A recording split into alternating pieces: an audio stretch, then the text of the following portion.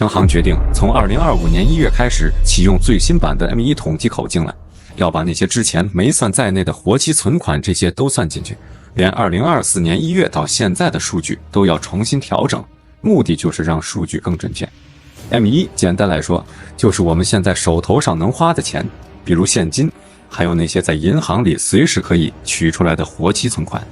但你知道吗？ M1 的统计方法自从1994年定下来后就没怎么变过。那时候大家出门都是带现金，个人银行卡都还不普及，更不用说我们现在天天用的移动支付了。那时候个人活期存款转账什么的可麻烦了，哪像现在这么方便。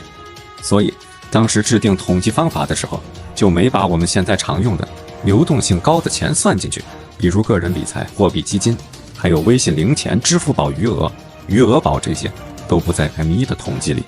但现在时代变了，我们花钱的方式也变了，那些没算进去的钱可不少，这就让 M1 的数据越来越不靠谱，不能真实反映市场情况了。你看着 M1 的数据，可能会觉得市面上流通的钱不多，但实际上那些钱都在没被统计的地方呢，这差距可大了去了。再说说这几年为了让经济能好起来，那就是的政策是一个接一个的出呀。就比如说降息吧，这一降息啊，咱去银行存钱能拿到的利息就少了，那企业去贷款要付的利息也跟着少了，这不就能让企业更愿意去借钱扩大生产之类的吗？还有下调存量房贷利率呢，对咱这些背着房贷的老百姓来说，那每个月要还的钱就能少点了呀，手头就能宽松些了。降低税费成本也是个大招呀，企业的负担一下子就轻了不少，能有更多的钱去搞研发、雇员工啥的呢。另外还听说要推出平准基金，这玩意对稳定资本市场可有帮助了呢，能让股市啥的别老是大起大落的。国债发放也挺重要的呀，能给国家筹集资金去搞建设啥的，而且还在帮忙化解地方债呢。要知道地方债要是问题太大了，那对当地的发展影响可不小呀。这些个就是政策一出来呀，按道理来说，那 M1 的数据应该能有变化才对呀，毕竟市面上的钱流动情况应该不一样了嘛。可要是还按照以前的老一套的统计口径来看， M1 大概率还是负增长呢，这多误导人呀，也特别干扰市场的信心呢。所以说呀，这 M1 统计口径的更改那是迫在眉睫的事了，只有改了才能让大家更清楚的知道这市场上钱到底是个啥情况啊。你再瞧瞧现在这市面上啊，那感觉就是钱越来越多了，好像到处都在放水似的，进入到了一个货币过剩的状态呢。就拿国债来说吧，最近这10年期国债收益率都跌破2%了呀，这可是个挺重要的信号呢。正常来讲呀，国债收益率那可得比银行的存款利率高些才对呢，可现在倒好，都快跟银行存款利率差不多了，甚至还更低了。可即便这样，大家还是抢着去买国债呀，你说怪不怪？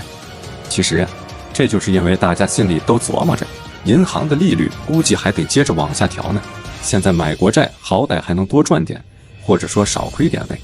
而且这次国债收益率下降和上半年还不太一样，上半年国债价格疯涨，收益率下跌的时候，央行还下场警告了呢。这次倒好，安安静静的，就好像默认了这国债收益率往下调似的。为啥呢？就是因为国债利率下跌呀，能给后面再降息留出空间来啊。这么一来，说不定之后央行又会接着降息了呢。除了国债这事，咱平常生活里也能感觉到钱好像不值钱了呀。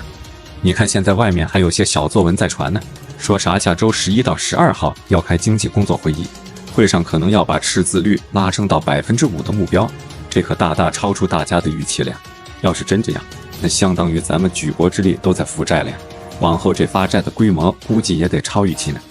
还有更夸张的说法，说要有4万亿准备下场去收房子呢。好家伙，这不就相当于国家自己要当房东了吗？这都是为了保房价呀。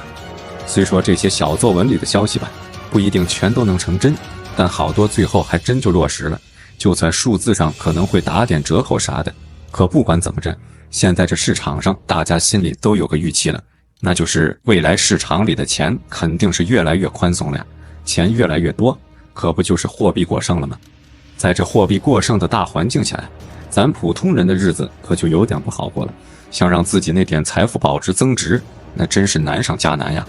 你看现在这市面上产能过剩的情况多严重呀！各行各业那都卷得不行，为了抢生意，都在拼价格战呢，就像拼多多模式似的，东西是卖得越来越便宜了，可质量有时候真的没法保证呢。我就说我之前买袜子吧，想买双棉袜，结果翻来覆去，好多都是涤纶袜，是挺便宜的，但那穿着的感觉真的太差劲了呀！这就是产能过剩闹的，劣币驱逐良币，好东西都快被那些便宜但质量不咋的给挤没了。再说说找工作这事吧，咱们年轻人往后这20年呀，每年都有1000万大学毕业生呢，好家伙，这竞争的多激烈啊！找个合适的工作那可太不容易了，学历都好像通胀了一样，大家学历都挺高，可岗位就那么些个呀。可还有人老说生育率低啥的，咱先不管生育率的事，就光这找工作的难劲，就够让人头疼的了。而且这货币过剩还让那些稀缺的资产变得越来越贵了呢。就像上海的豪宅，那价格是蹭蹭往上涨呀，越贵还越有人抢着买。几千万上亿的豪宅，那些有钱人跟不要钱似的抢着入手，难道他们傻呀？当然不是了，就是因为钱越来越不值钱了，大家都想着把手里的钱换成这种稀缺资产，好歹能保值呀。你再看看黄金，我前几天特意去翻了下 COMEX 黄金指数，好家伙，这黄金今年1年的价格都涨30%以上呢，比存款、理财这些同类型的安全资产涨得可多了，真的是大大超出所有人的预期啊！还有比特币呢，也是价格暴涨，都是大家觉得货币越来越不值钱了，赶紧把钱换成这类资产，想着能让自己的财富少缩水点的。